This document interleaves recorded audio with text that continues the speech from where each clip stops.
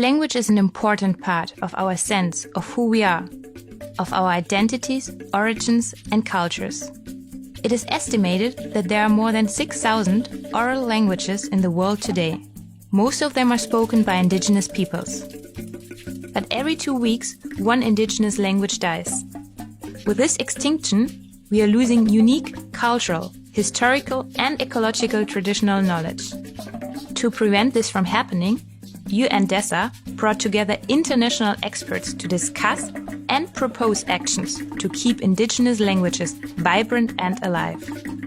This is essential to maintaining and revitalizing the heritage and identity of indigenous peoples, but also to nurture and maintain the vast traditional knowledge about ecological processes and the protection of some of the most vulnerable ecosystems in the world.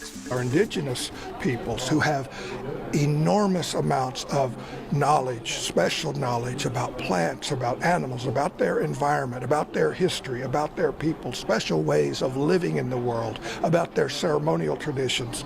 Involuntary displacement from ancestral lands, discrimination, social exclusion, and increasing urbanization threaten indigenous cultures. Is that our languages have been steamrolled by colonial processes for many generations. In the North American context, our children were rounded up from the homes and forced to go into boarding schools with the express purpose of stopping the languages, of preventing the transmission of the knowledge from the elder generation.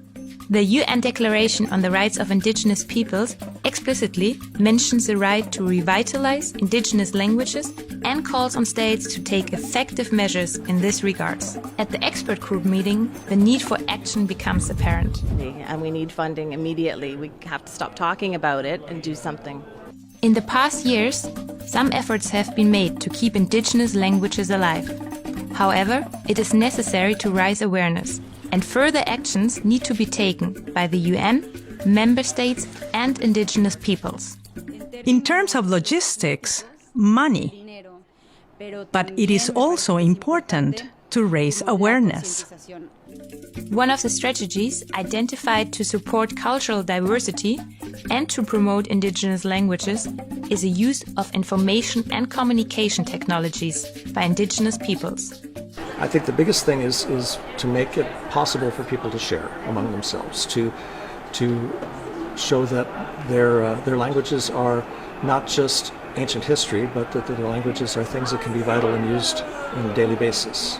Now it's possible using email, using video chatting, using other technologies to communicate. We shouldn't be intimidated by speaking our language. We should be proud of it. Indigenous peoples, with the use of ICTs, can play an important role in maintaining their languages and hence valuable knowledge, art and music. How alive indigenous languages can be shows 14-year-old Renata Flores.